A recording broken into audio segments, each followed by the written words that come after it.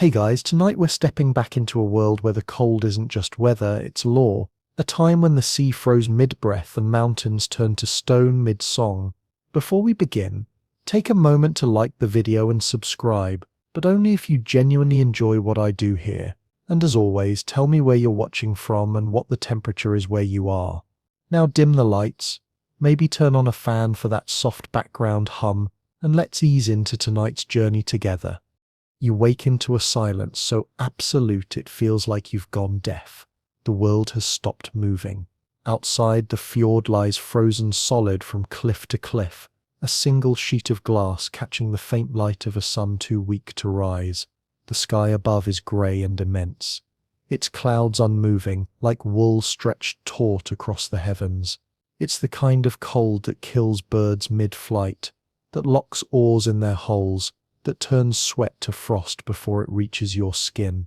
Your eyelashes feel crusted, your breath hangs in the air like steam from a dying forge, and even the sound of your own heartbeat seems muffled under layers of frozen air.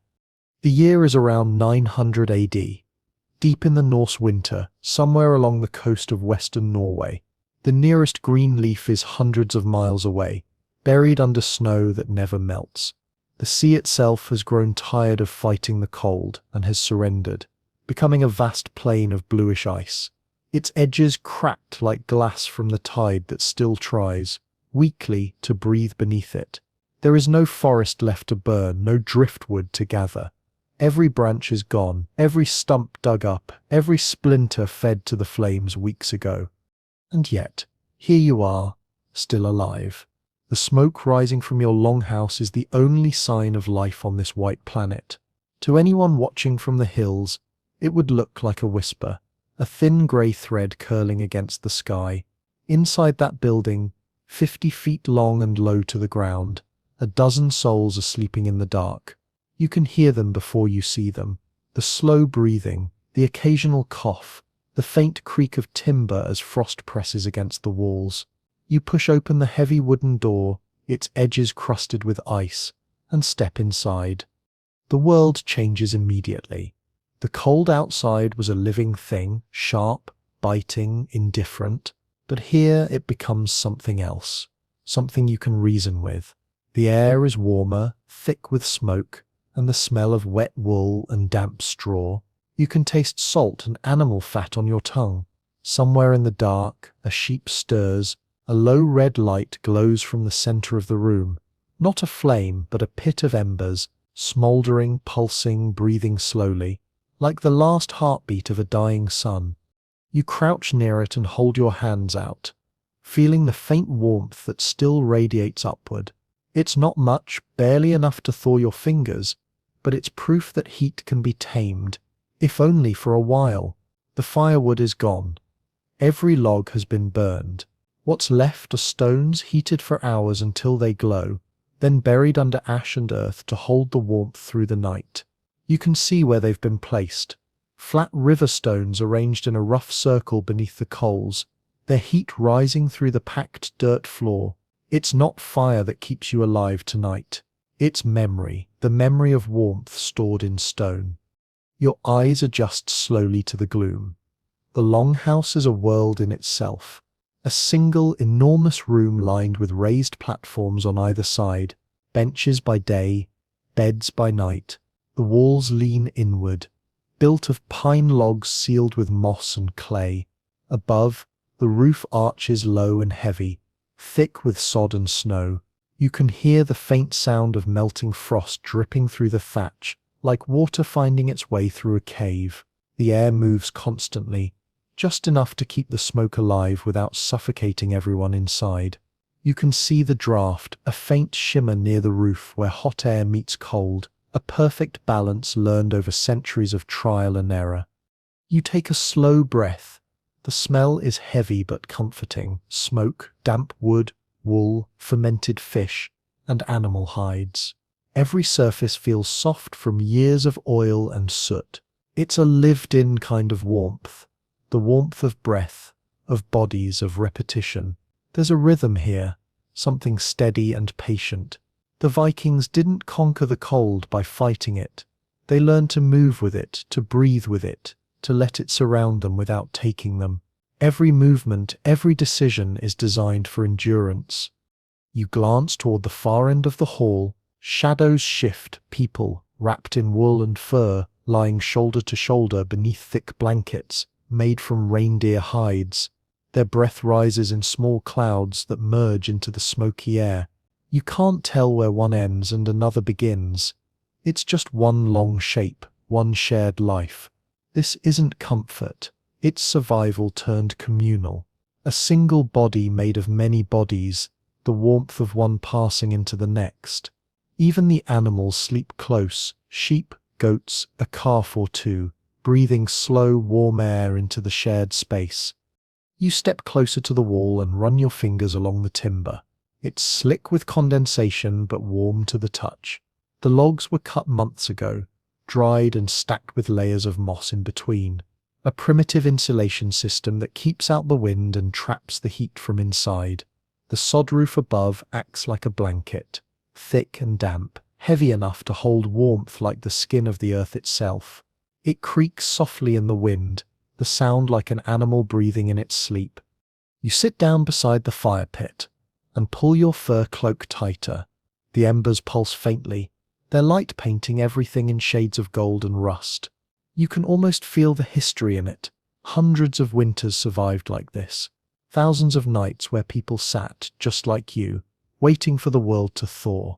You think about how fragile this balance is. One mistake, a vent left open, a fire too high, a night too long, and the whole system collapses. But it doesn't. It endures. It always has. The wind outside howls against the roof, but the longhouse doesn't flinch. The snow piles higher, sealing you in tighter, making the walls thicker. The Vikings called it winter's blessing, when the storm became part of the insulation, when nature itself joined in keeping you alive. The cold is still there, pressing at the walls, but it can't reach you anymore. You listen to the wind, and it sounds almost human now, like a voice just outside, reminding you what waits beyond the warmth. You lie back, eyes half closed, the sound of breathing and crackling coals filling your ears. For the first time you realize that this place, this smoky, cramped, dimly lit hall, isn't just a shelter, it's an invention, a living piece of engineering older than any machine. And tonight, it will keep you alive, the way it has kept every ancestor before you. The storm continues outside, endless, merciless. But here within these wooden ribs, the world holds steady. You exhale, watching your breath fade into the haze, and let yourself drift. The cold stays beyond the walls. Inside, you are part of something ancient, something built not from comfort, but from the refusal to die. You wake again before dawn, though dawn means little here. The sky outside hasn't changed in weeks. A dim, endless twilight caught between darkness and ash. You can hear the sea ice shifting in the fjord, deep and slow, like a living thing rolling in its sleep. Inside the longhouse, everything breathes. The fire, the walls, the people. The air moves gently in steady circles, drawn up through the smoke vent and down again through the cracks near the floor.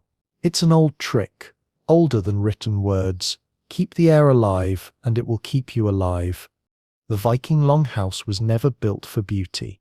It was a lung, a wooden organ designed to inhale the cold and exhale survival. You sit up, blanket falling from your shoulders, and see how the entire room is built around breath. The walls lean slightly inward, narrowing the ceiling so that rising smoke gathers in the center before drifting toward the vent at the roof. The vent itself, a small opening just above the ridge beam, can be opened or sealed with a woven flap controlled by a leather cord. Pull once, and the smoke escapes. Pull again, and the heat stays trapped.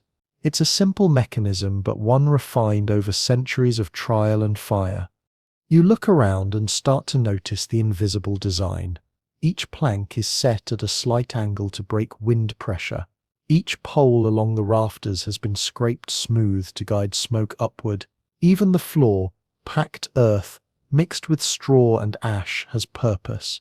It absorbs moisture and releases it slowly, keeping the air just humid enough to prevent cracking wood and bloody noses. This isn't random architecture. This is science wrapped in myth.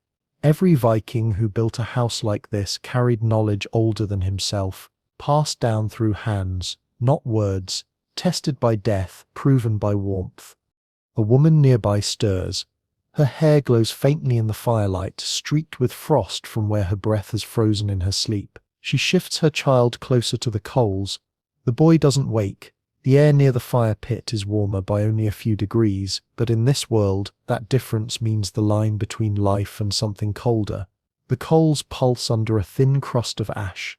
One of the men crouches beside them, using a carved bone tool to stir the glowing heart. He adds a handful of dried moss and a pinch of fat scraped from last night's meal. Reindeer marrow, smoky and rich. The fire doesn't flare. It sighs. A red glow deepens. A little more life returns to the room. You run your fingers along the inner wall again. The surface is soft and faintly damp, warm from the shared breath of 20 people. Between the timber layers, tufts of dried moss bulge from the seams, darkened by soot. When new houses were built, women and children helped stuff the walls with moss, one handful at a time, pressing it deep into every crack. The moss was more than insulation. It was medicine. Its fibers absorbed smoke and moisture, and its natural oils resisted mold and decay. It even gave off a faint antiseptic scent when warmed by fire. The Vikings didn't know the word antibacterial, but they knew it meant fewer sick children come spring. Above your head, smoke gathers in thin veils. You can see it moving like mist, courting golden light from the embers. It curls toward the smoke hole, that small wound in the roof that connects you to the gods. The old stories said that the smoke carried your prayers to Odin. The truth was simpler. It carried away death. Without that hole, the air would turn poisonous within hours. The draft that keeps it open is delicate. Too much and all warmth escapes. Too little and you suffocate in your sleep.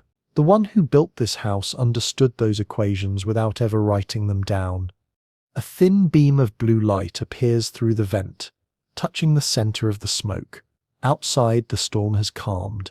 You can hear it now, water dripping from the roof edges, snow sliding in slow, soft sheets down the sod.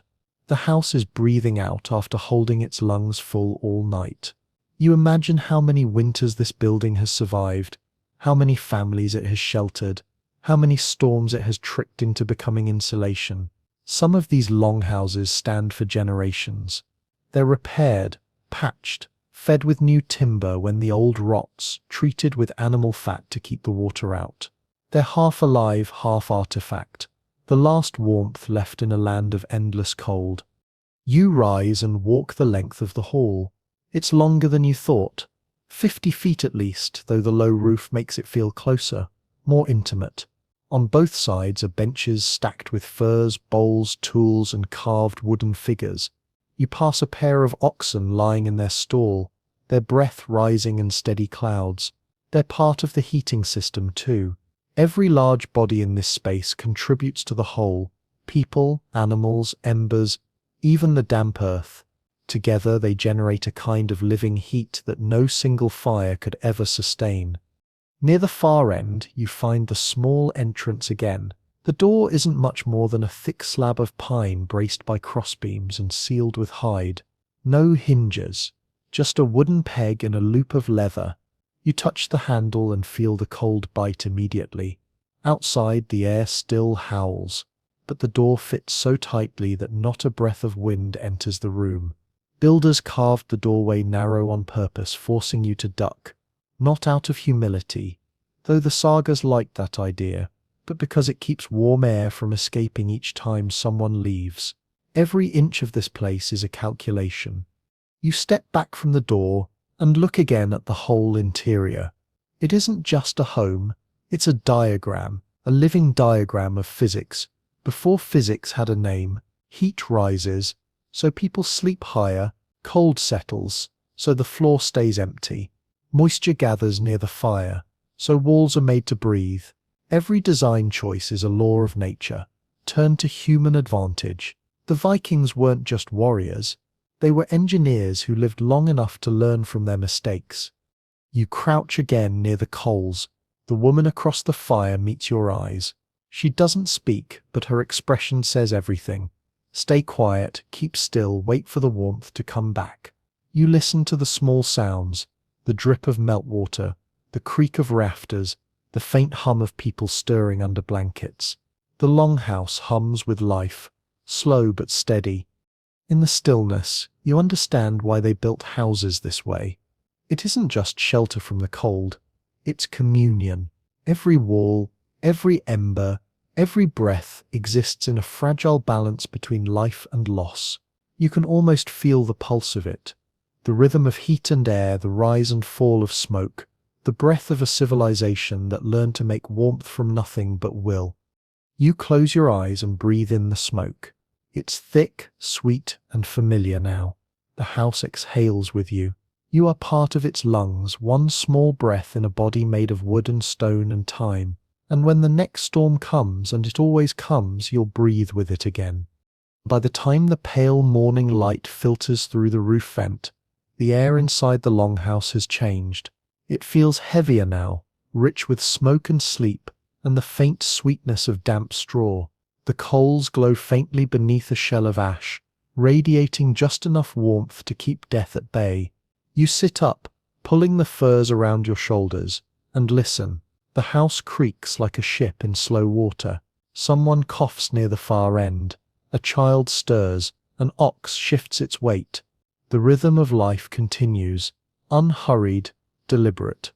The firekeeper crouches by the hearth again, her face streaked with soot and years of practice. She doesn't reach for wood. There is none.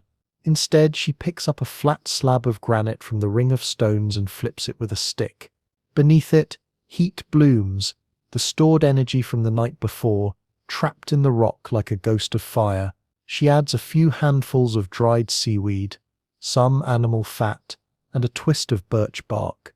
It catches slowly, releasing a low hiss, a scent of salt and oil.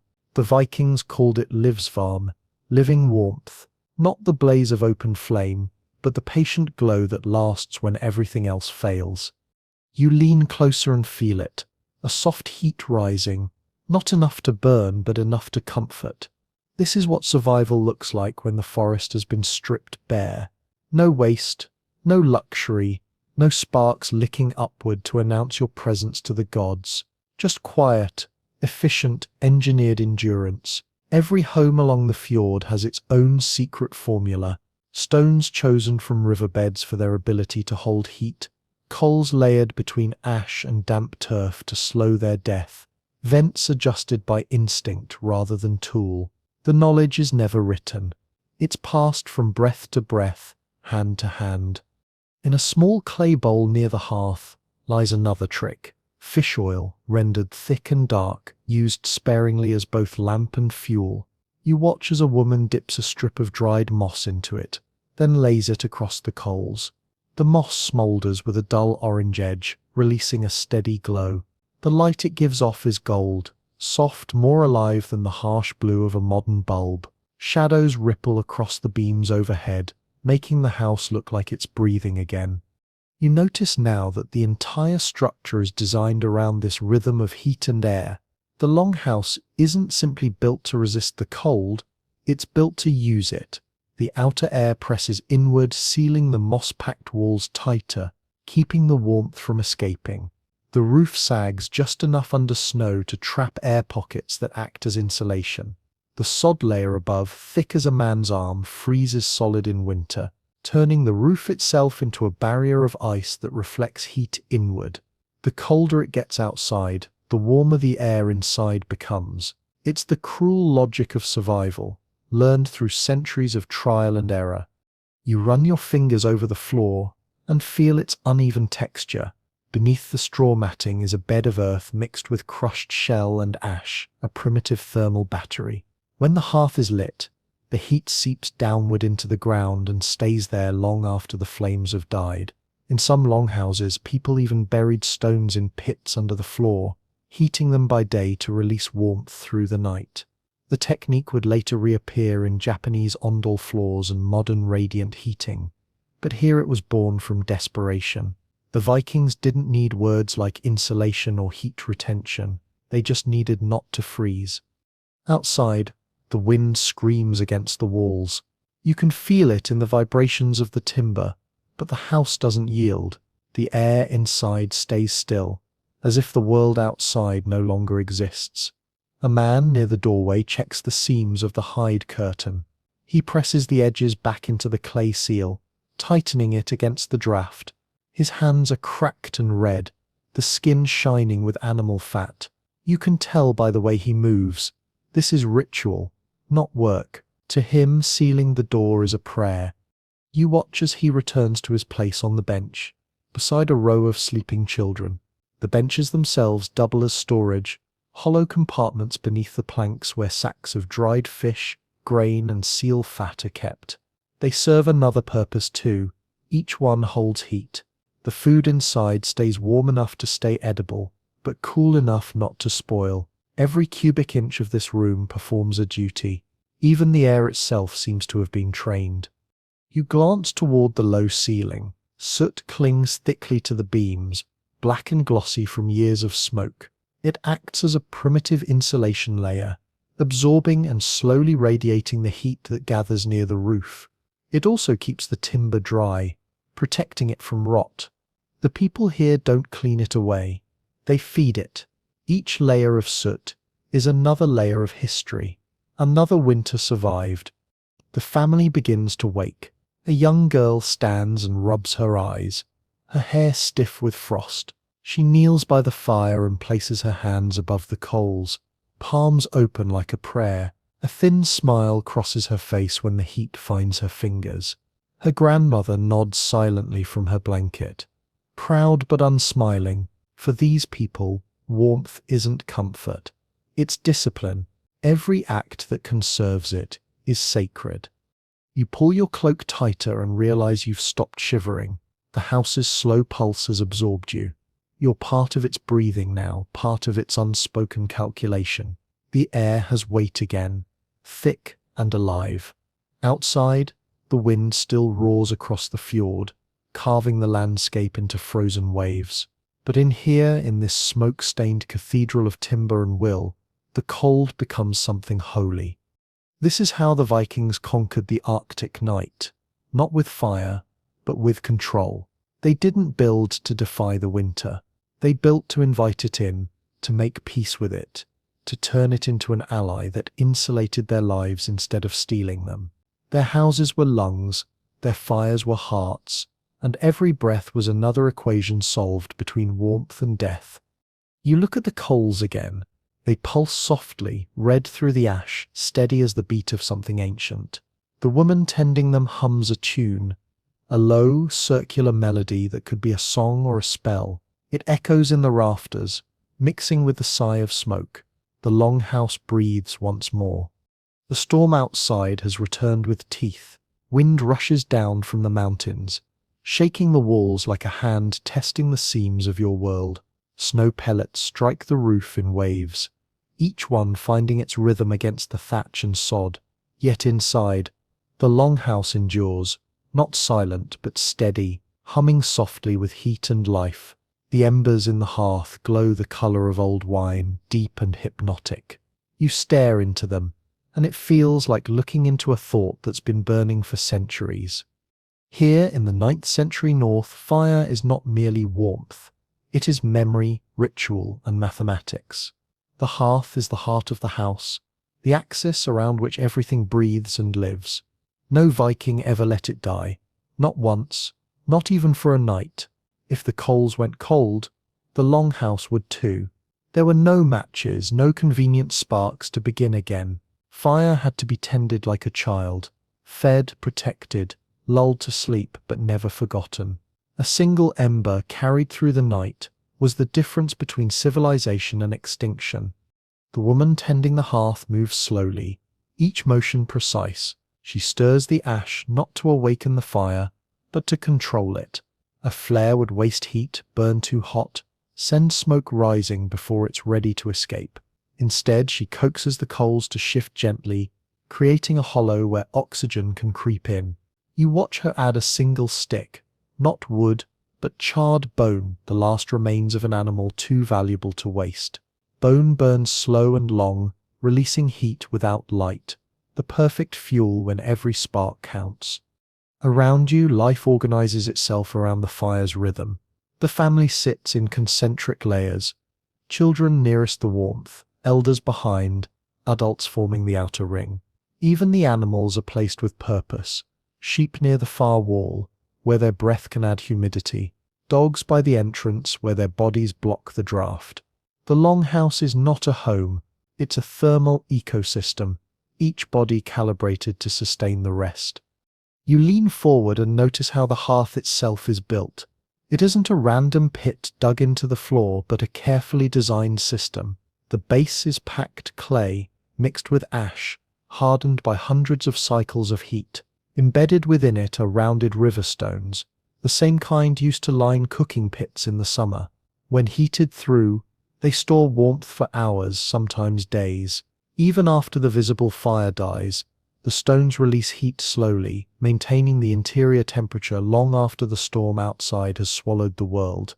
A thin plume of smoke rises, twisting through the dim light. You trace it with your eyes up toward the roof vent, where two wooden flaps form a narrow triangle.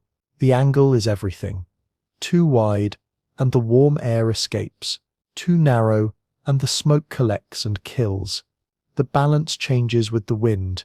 The builder of this house knew it instinctively.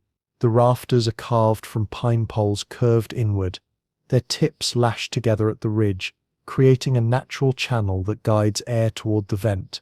The smoke doesn't fill the house. It flows, rising in spirals, escaping just enough to breathe. When the wind shifts suddenly, a downdraft pushes smoke back inside. The air thickens. You cough once, eyes stinging, but no one else moves. They know it will pass.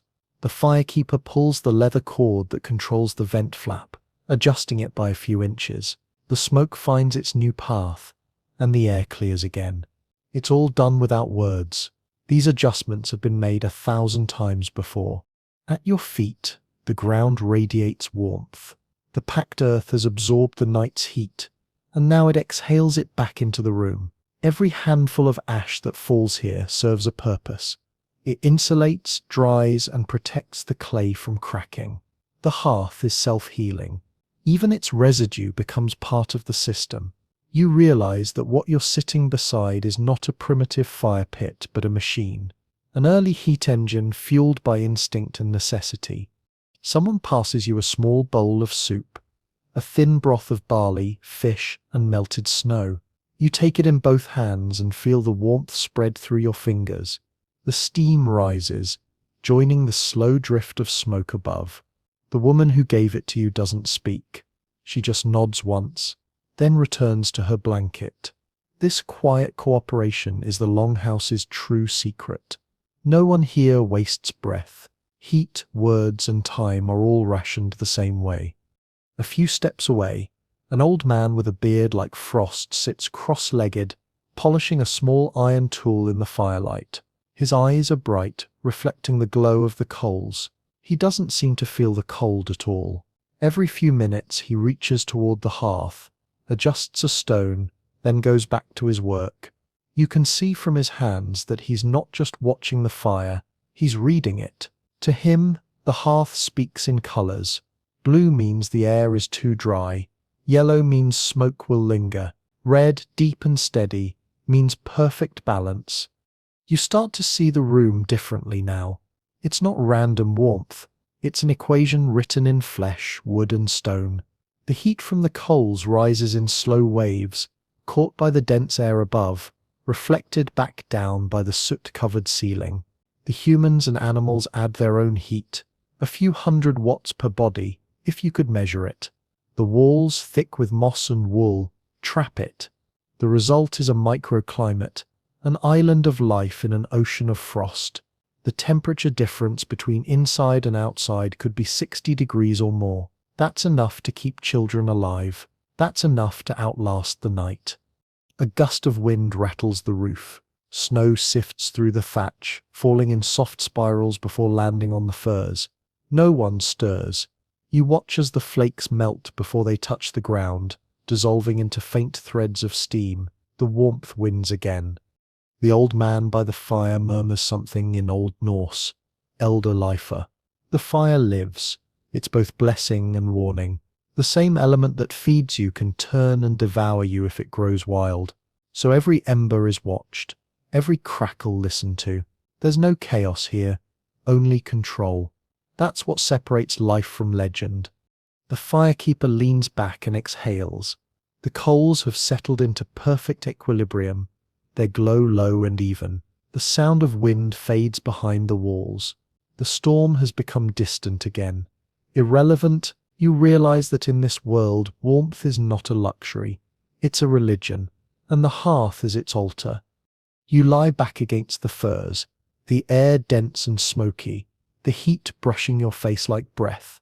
Outside, the north devours everything in its path, but inside you can still feel the pulse of a civilization that refused to go cold. The hearth does not sleep, and neither does the spirit of the people who built it. You wake to the slow crack of ice, expanding in the beams above you. It sounds like the longhouse is sighing, stretching its wooden ribs against the weight of another storm. The light is dim, a deep amber glow filtered through smoke and frost. Somewhere outside, the wind is still dragging snow across the fjord, a constant whisper against the walls. But in here, in the low, warm belly of this wooden creature, there's a kind of peace. You run your hand along the wall again and realize how alive it feels. The wood is warm, not from fire but from breath, from the slow exhalations of 20 people and a handful of animals sleeping close together. The timbers, once dead pine, have darkened with age and oil, soaked with generations of smoke and sweat until they've become something else.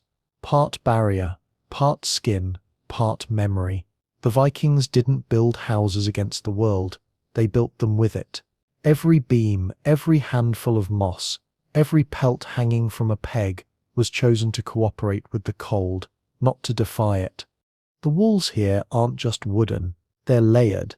A system of defense built one heartbeat at a time. First comes the timber, cut in autumn when the sap runs low, to prevent splitting.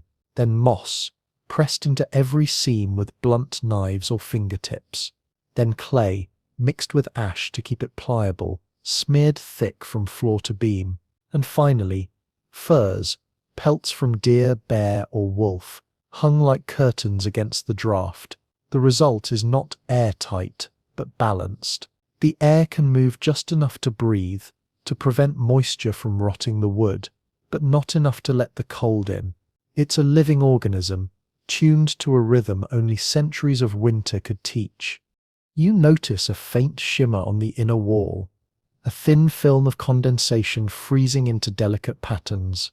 Frost ferns grow like ghostly vines, tracing the outlines of the structure. They're not decoration, they're diagnosis. The Vikings read these frost marks the way a sailor reads the sea. Thin, even frost meant the insulation was perfect. Heavy, uneven crystals meant a gap somewhere, a leak in the breath of the house. If the frost was too thick, they knew to press in more moss or adjust the hanging hides. The wall itself spoke to them in ice. Near the door, a man sits sharpening a bone needle. He works silently, repairing a tear in one of the hanging furs. Each stitch is tight and deliberate, the sinew thread drawn from a dried tendon. The hide he's sewing came from a reindeer killed months ago. The fur thick and coarse. He'll hang it near the sleeping benches, where the draft is strongest. The hides aren't decoration, they're science. The thick outer coats of Arctic animals have evolved for millennia to trap air in microscopic layers between hairs. When hung in a closed space, those same properties turn a wall into a heat reservoir. The Vikings didn't need equations to know this. They learned it from the way animals survived. You walk slowly to the far end of the hall, where the roof dips lower and the air feels stiller. Here the wall changes texture. Instead of pine, it's packed sod and stone. The turf is stacked in slabs, roots still tangled, pressed tight with layers of straw. In summer, these earthen walls sprout green, a living insulation that grows its own repairs. In winter, it freezes solid, forming a natural thermal barrier that traps warmth, like a glacier traps sunlight. Some longhouses even had double walls, wood inside, sod outside, with straw packed between. If you could cut the house open, it would look like a cross-section of a forest, bark, moss, soil, and snow, all working together to hold the pulse of life. You run your fingers along the clay seams. They're rough but warm. Clay holds heat the way bone does, slowly, reluctantly, but faithfully. When the hearth burns all night, the warmth creeps into the walls and stays there, even hours after the fire dies. You can press your palm against the clay and still feel the ghost of the coals. This was the Viking secret. Heat once, live twice. A woman nearby is brushing the hanging hides with a bundle of straw, knocking loose the frost that has gathered overnight. Each movement sends tiny crystals scattering through the dim light, glimmering like embers of a different fire. When she's done, she shakes out the straw and lays it beneath the benches, where it will dry and act as another layer of insulation. Nothing here is wasted. Not breath, not heat, not motion. Every act has a thermal consequence. You look toward the roof, where rafters cross overhead like ribs.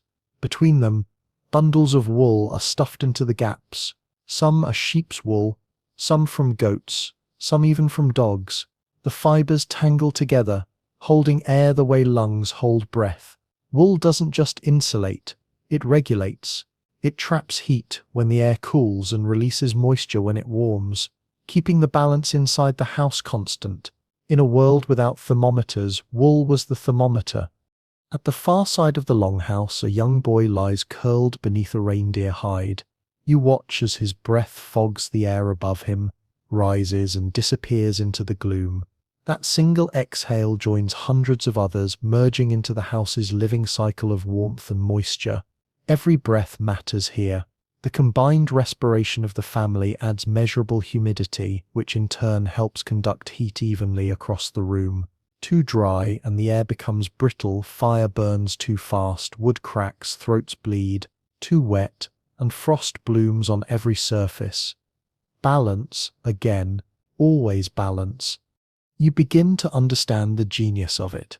These walls, this roof, this living organism of wood, moss, clay, and fur, it's all built on one unspoken law. Nature is not an enemy to be conquered, but a system to be negotiated with. The Vikings didn't fight the winter. They joined it. They let the snow weigh the roof, let the ice thicken the walls, let the air teach them how much warmth a single body could make. Outside, the wind picks up again. You hear it slam against the sod roof, a muffled boom that rolls through the beams. The longhouse shudders but doesn't yield. Snow slides off the slope with a sigh. The cold is trying to get in, but the walls, those beautiful breathing walls, are smarter than the storm. They flex, they absorb, they whisper back. Not tonight. You sit back, wrapped in the dense smoky air, and realize the truth. The Vikings didn't survive their winters because they were strong. They survived because they listened. To the frost, to the wood, to the way breath sounds against the cold. Every inch of their homes was a conversation with death that ended in a truce. You wake to the sound of hooves shifting in straw, and the slow, wet breath of cattle steaming into the air. The storm outside has turned from wind to silence, the kind of quiet that exists only when the world is frozen solid. The air inside the longhouse glows orange from the hearth's slow pulse. It's dawn, though you wouldn't know it. The sun hasn't truly risen in weeks. Here, light comes from fire and breath, from the living warmth of everything inside these walls. You stretch beneath your furs and realize how close the others are.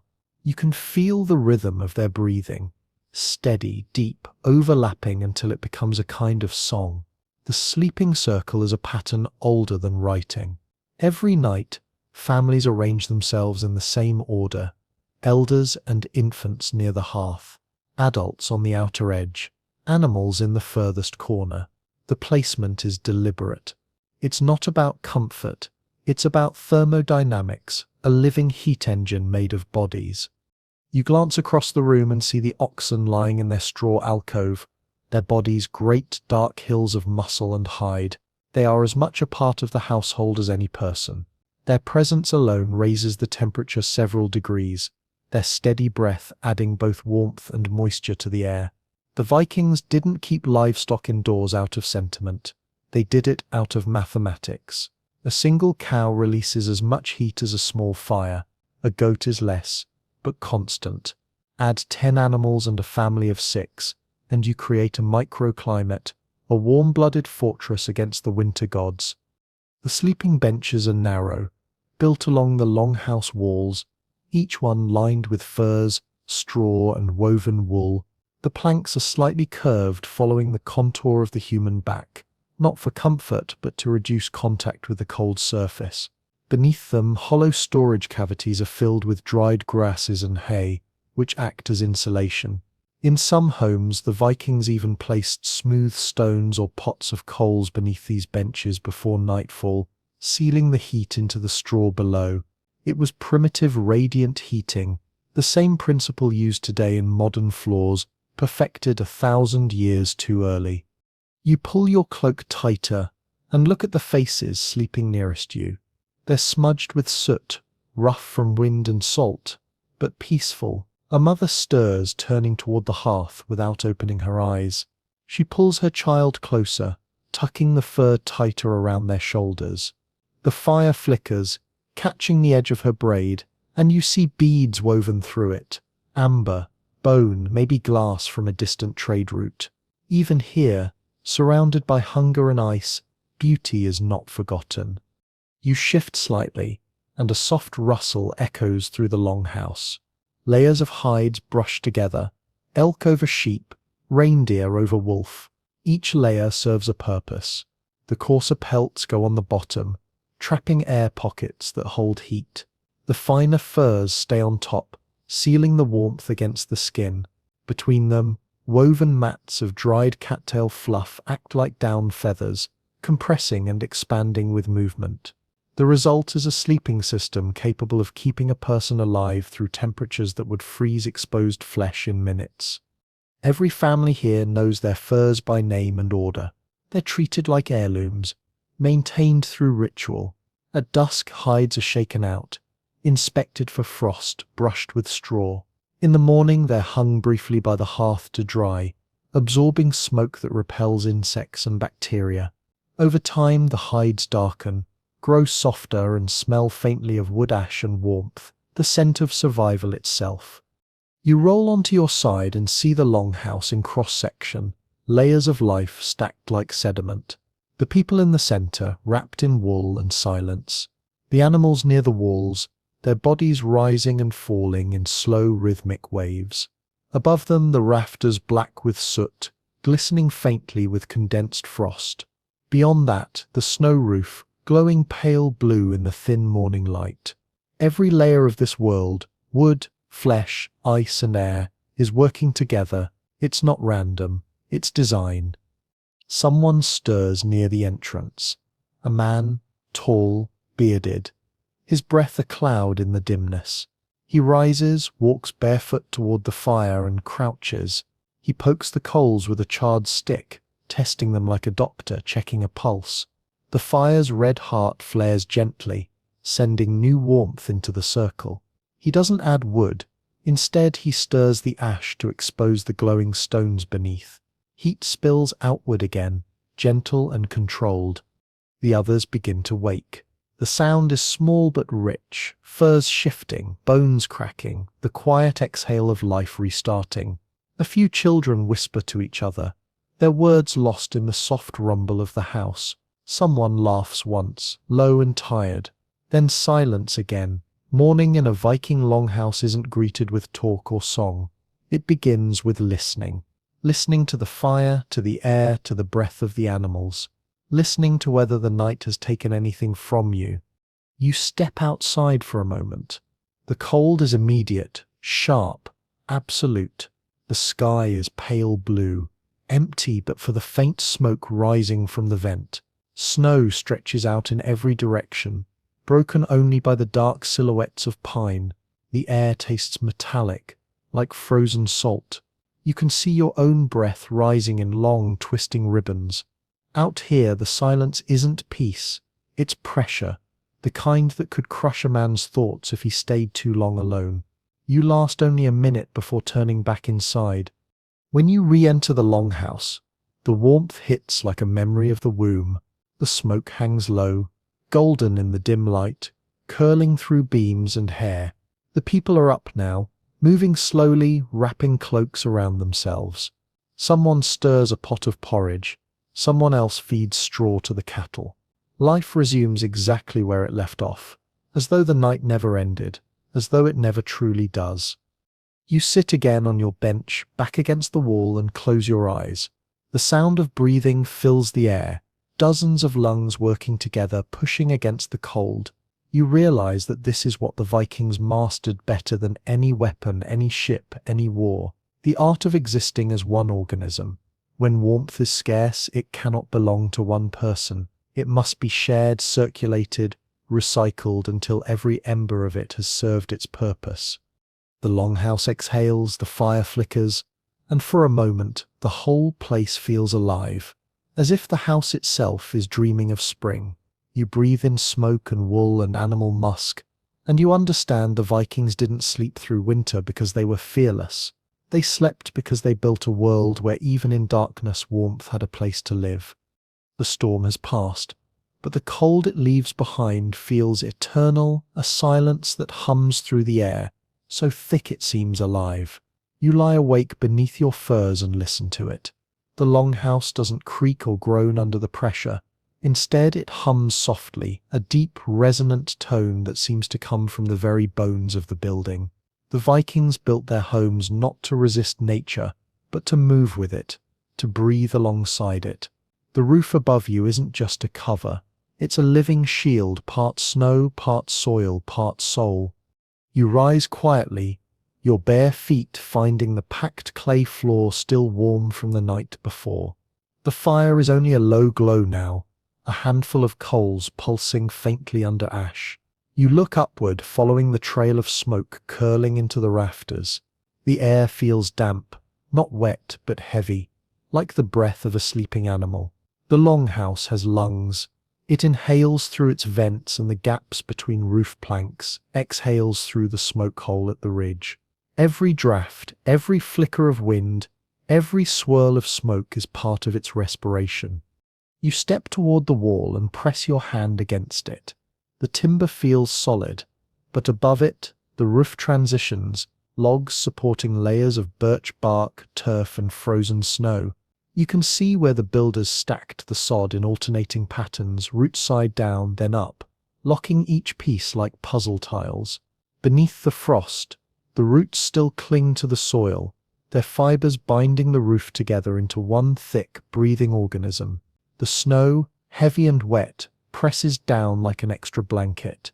In the outside world, snow is a killer. Here, it's insulation. You climb the short ladder to the loft, where dried herbs hang in bundles and cured fish line the beams. The air up here is warmer, thicker, scented with salt and smoke. You push open a small hatch, and a blast of white light hits your face, the kind that burns even through closed eyes. Outside, the world is buried in silence. The longhouse's roof curves gently under its coat of snow, glistening like the back of a sleeping whale. There are no icicles. The heat escaping through the roof is too gentle for that. The balance is perfect. You think of how this roof came to be. In the earliest Viking settlements, people learned thatched roofs were useless against Arctic storms. The wind tore through reeds like paper, and the rain froze the gaps solid, so they turned to the earth itself. They cut sod from meadows, thick with grass and roots, and layered it over birch bark that shed water like skin. The result was a structure that didn't just block the weather, it collaborated with it. When the snow fell, it added weight that compressed the layers tighter, sealing the house even further. When the frost melted in spring, it soaked into the turf, feeding new growth that would thicken the roof for the next year. The house didn't die in winter. It grew. A woman joins you in the loft, pulling her shawl tighter around her shoulders. She glances at the snow outside, then at the smoke curling from the vent, and nods approvingly. Still breathing, she murmurs in Old Norse. The phrase sounds almost like a prayer. She descends again, her feet light on the wooden rungs, and you follow her gaze back to the smoke vent, a simple slit of sky framed by blackened beams. That vent is everything. It's the control valve for the house's internal climate, a centuries-old system of natural convection. When the fire burns low, the air cools and sinks, drawing in a faint current through the door at the far end. The air flows across the floor where it warms against bodies and embers, then rises in slow spirals toward the roof. The smoke, heavier and rich with moisture, drifts upward, finds the vent, and escapes into the pale air beyond. The cycle continues endlessly, a perfect thermal circuit sustained by instinct and observation. Outside, the wind returns. Not a storm this time, but a steady current sweeping down from the mountains. The snow across the roof ripples faintly, shimmering under the pale light. The longhouse shudders once, then settles, its turf flexing just enough to absorb the pressure. You realize that what looks like solid construction is really flexible engineering. The Vikings built their homes with deliberate give, wooden ribs that could bend under stress without cracking, sod that shifted under snow without collapsing. Modern architects call it elasticity. The Norse just called it survival. Back on the ground, the animals stir. The goats are restless, stamping in their straw corner, their breath making small clouds in the dim air. One of the children moves to check on them, her bare feet silent on the floor. She pats their necks, checks their feed, then glances up at the roof as a faint sound filters down, water dripping. You tilt your head, listening. It's the sound of frost melting along the sod, finding its way down the hidden channels carved between beams. The Vikings designed these runoff paths intentionally, allowing meltwater to flow outside instead of dripping into the home. It's simple, silent engineering, beauty born of practicality. As you sit again near the hearth, the warmth begins to creep back into your bones. The snow outside reflects light through the vent, painting the smoke gold. The air hums softly, alive with balance. The roof, the walls, the floor, every part of this structure is engaged in the same act of defiance, keeping life warm in a place that has no business supporting it. Someone begins to sing, low, rhythmic, almost a hum. It's not a song for joy or prayer, it's for rhythm, for the work of tending the living house. You join the sound without thinking, your breath joining theirs, adding another thread to the tapestry of heat and sound.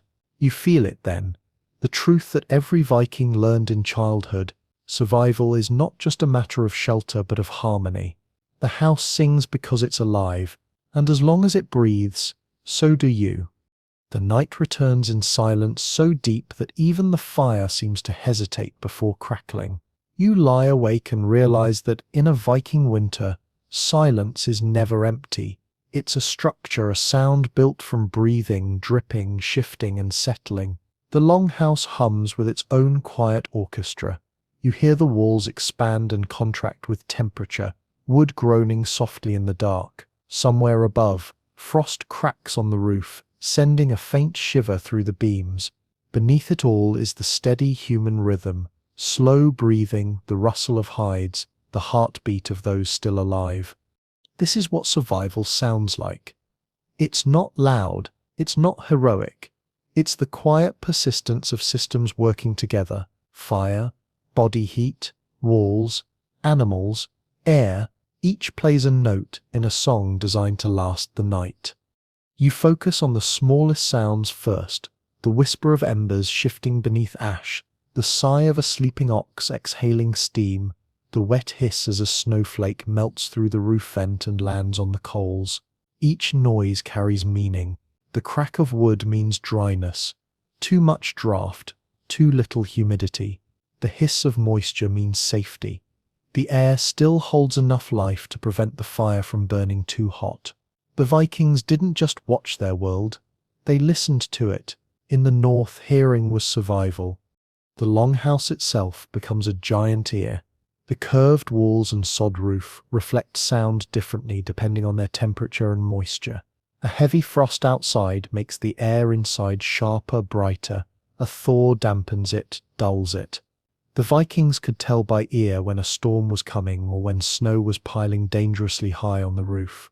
Sound was warning long before language was explanation. You sit up and listen harder. Outside, the wind begins to move again. Low, constant, carrying the whisper of the frozen fjord.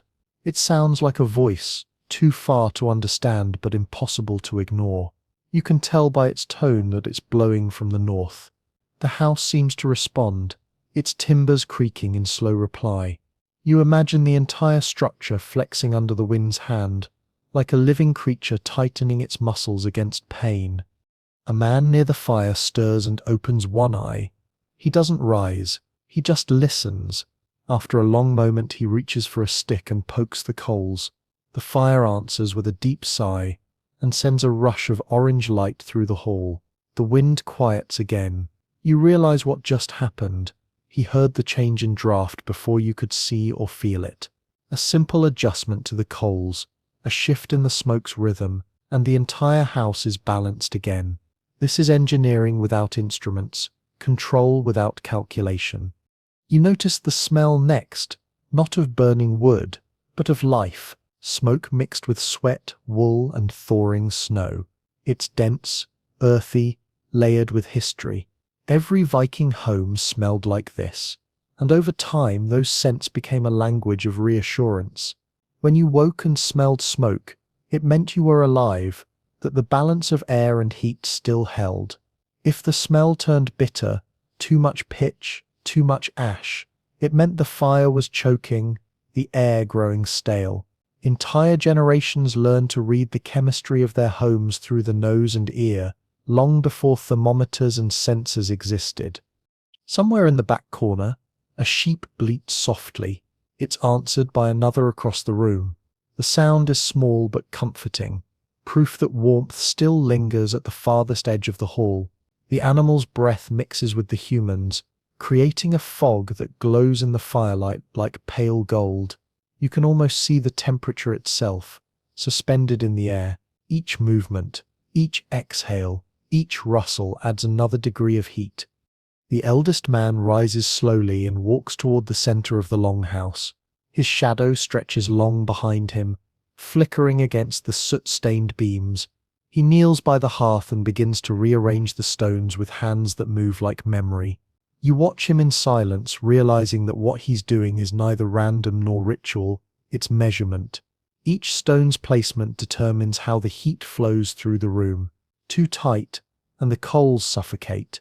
Too loose, and the warmth escapes too quickly. He's recalibrating the heart of the house, tuning its breath for another night of survival. When he finishes, he doesn't return to his bed. Instead, he sits cross-legged beside the fire and begins to hum, low, resonant, almost like the sound of the wind outside. The melody is simple, circular, with no beginning or end. You realize it's not meant for the people. It's for the house. It's a rhythm to keep the caretaker awake, a companion for the endless dark. The fire flickers in time with it, and soon you find yourself breathing along to the beat. The sound grows, not louder, but fuller. Other voices join one by one, softly, half asleep. A child hums, then a woman, then the others, until the longhouse seems to vibrate with the tone. The animals fall still. Even the wind outside seems to lean in and listen. It's a song of maintenance, not worship. A way to keep the pulse steady when words are too fragile to survive the cold. Hours pass, though it feels like minutes. The sound fades until all that's left is breathing again, the soft overlapping chorus of sleep. You notice how even silence here has texture. It isn't flat, it carries warmth, a faint pressure on your eardrums, as though the air itself has weight from being used so carefully. You close your eyes and for a moment you imagine what it must have felt like to be one of the first builders of such a place, standing in a sea of snow, hammering stakes into frozen ground, trusting that a roof of grass and earth could hold back the gods of winter. To live here required faith, not in myths or miracles, but in the structure itself, in its sounds, its rhythms, its breath. Outside, the wind howls once more, sweeping snow across the valley. Inside, the fire murmurs back, soft and patient. The two sounds merge, like ancient instruments playing the same melody across different worlds. And in that exchange, between fury and endurance, storm and shelter, you understand what the Vikings knew better than anyone else. Warmth is not quiet because it's weak. Warmth is quiet because it has nothing left to prove. The night deepens into that grey-blue stillness only the far north knows. Not quite dark, not quite dawn, just a slow suspension of time. You stir from half-sleep, eyes heavy, body warm beneath a mountain of furs, and see the faint silhouette of a man crouched near the fire. He moves slowly, like a shadow that's learned patience. His name doesn't matter. Every Viking household has someone like him. The hearthkeeper, the one who never sleeps while others do. His duty isn't a chore, it's the most sacred form of vigilance. For if the fire dies before morning, the longhouse dies with it. There is no waking to relight it, no second try. In this world, fire is not just a tool, it's a deity of physics and trust. It must be studied, tamed, coaxed, but never commanded. The hearthkeeper knows this, and every motion he makes reflects it. You watch him rake the coals into careful order, then press ash over them like a blanket to hold the heat through the deepest hours. It's an act of quiet genius. The ash doesn't smother, it slows, insulating the fire the same way snow protects the roots of a tree.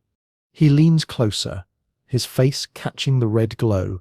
The lines on his skin are like burn marks from memory. In his hands, he holds a wooden paddle, polished black from years of use. He slides it under the embers, turning them gently, reading their color as though deciphering a message. Deep red means safety, orange means hunger, white ash means the fire is almost dreaming. He adds a single splinter of pine, not to burn but to test. The smoke it gives tells him what the air wants tonight. It curls upward in a thin silver thread, then leans slightly east toward the vent. The draft is right. The house is breathing perfectly. In another world, this would be science. Here, it's devotion. Every Viking home depends on one mind attuned to the unseen, to moisture, oxygen, pressure, and time. The hearthkeeper carries all this in his head, the mathematics of survival disguised as intuition. When the fire is too strong, he opens a vent flap by a finger's width. When it weakens, he stirs a stone from the hearth's edge to expose trapped heat. When smoke thickens, he reads the color, adjusts the logs, or places a wet piece of moss to change the air's texture. He is part physicist, part priest, part animal. You sit quietly, watching the light play across his features. Behind him, the walls glow faintly. Timber dark as iron hides glistening with condensed frost. The longhouse hums softly, alive but dreaming. Every sound you hear, the drip of thawing ice, the creak of rafters, the faint hiss of burning resin, he hears differently. To him it's a language. He knows when the storm will change direction by how the smoke curls. He can tell when a log is too dry by the pitch of its crackle. He hears the difference between cold and killing cold. For a brief moment, the wind outside surges, a low rolling roar that slides across the walls like an invisible hand. The vent above the fire whistles softly. The hearthkeeper rises, reaches up, and pulls the cord that adjusts the flap. The motion is so fluid it looks rehearsed. A breath later, the sound stops. He sits back down, satisfied. No words, no struggle, just control. You realize that this house survives because he understands the wind not as an enemy, but as a partner in the same equation. He mutters something under his breath. Old Norse, thick with vowels that sound like breath turned into speech. You don't need a translation to understand it. It's gratitude, not prayer. Gratitude for balance, for air, for the faint red glow that still holds life in the middle of nowhere. From the back of the room, you hear movement, the shifting of hides, the snort of a sleeping horse. The hearthkeeper glances that way and waits. A moment later, the sound stops. He doesn't rise, doesn't speak. He just listens, counting the breaths of his world until they steady again. It's not vigilance born of fear. It's love disguised as duty. He dips a cloth into a small pot of water and drips a few drops onto the hearthstones. Steam curls upward, white and ghostly. The hiss is sharp, then soft, like the sigh of something ancient. The moisture helps the coals last longer, keeps them from burning through too fast. It's the kind of detail you'd never invent, only inherit. Every trick, every motion passed from one generation of hands to the next, wordlessly. You realize how much of Viking survival depended on such unseen minds, people who thought in heat, texture, sound, and pressure, rather than words or numbers. Their wisdom wasn't written down because it didn't need to be. It was embodied, transferred through imitation, rhythm, and memory. You could live a lifetime inside a long house and still learn new things about how to keep it alive. The fire flares briefly, throwing orange light across the beams. The hearthkeeper shields his eyes, grins slightly, and adjusts a single rock from the edge toward the center. Instantly, the glow steadies. The flames fall back to a red hum, perfect again. Outside, the wind changes direction. You hear snow sliding from the roof, a slow, heavy rush that shakes the walls. The house settles in response, timbers flexing, sod compressing, frost shivering loose. A cascade of ice tumbles off into the night, landing somewhere unseen. Inside, the temperature hardly shifts at all. You feel it, that living insulation above you doing its work. You wonder how many blizzards have tested these same walls. How many hearthkeepers have performed this same ritual across centuries of winters? The man finally stands, stretches, and looks toward the sleeping circle. His eyes are calm.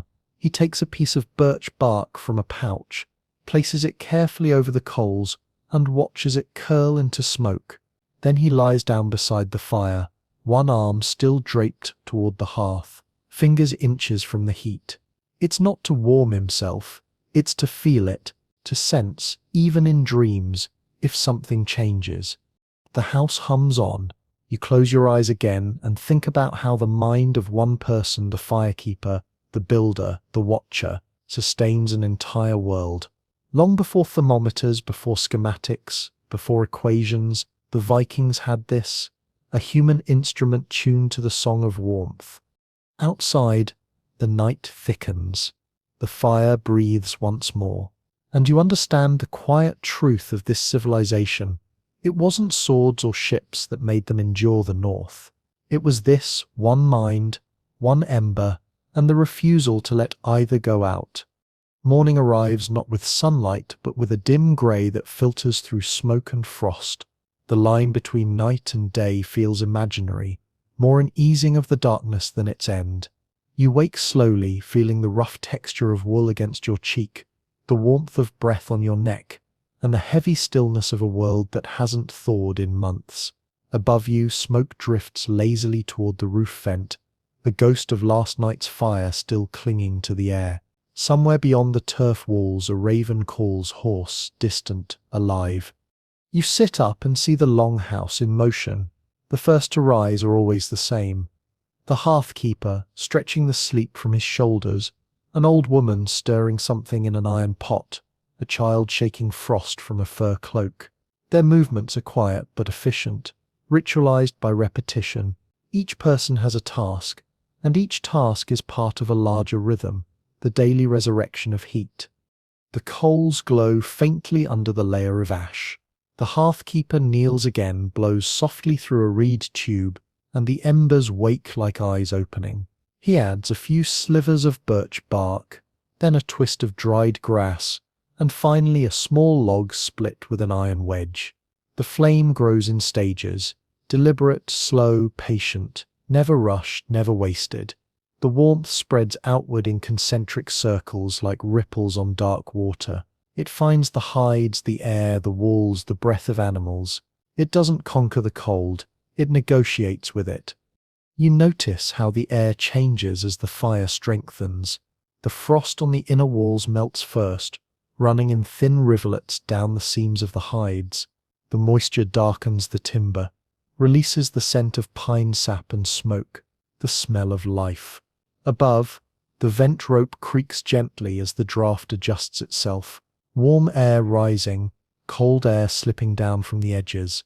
It's an invisible engine, a thermal heartbeat refined through centuries of instinct. Someone opens the door. A slice of blue-white light floods in, carrying a knife of cold air that makes the coals flare brighter. Outside, the world is crystalline, a landscape sculpted by the night's blizzard. Snowdrifts rise in sculpted waves against the side of the longhouse, their curves catching the faintest glimmer of dawn. The air sparkles with ice dust. You step outside for the first time in hours, your boots sinking deep into the untouched snow.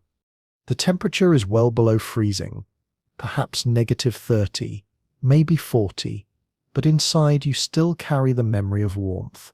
You glance back at the structure, at the turf-covered roof gleaming under the frost, and it feels like looking at a living being you've just emerged from. You see now what centuries of survival taught these people. The longhouse isn't built against nature, it's built with it. The sod that keeps the heat in is also home to roots and insects in spring. The same birch bark that sheds rain also breathes moisture out. The fire doesn't fight the cold, it coexists with it. A woman steps out beside you, wrapping a fur shawl over her shoulders. She doesn't shiver. Her cheeks are red, her breath steady. She looks over the valley, white, endless, dotted with smoke from other houses rising into the pale sky. "It is good," she says quietly, "not to you but to the air itself." You understand what she means. The house survived another night. The people are still warm. The gods have been respected. You follow her gaze across the horizon, a landscape of frost, frozen rivers and skeletal trees. It's hard to believe that anyone ever chose to live here. Yet the evidence is everywhere. The faint paths in the snow, the herds of goats stirring near the fence, the black outline of another long house far in the distance, its chimney breathing softly into the sky.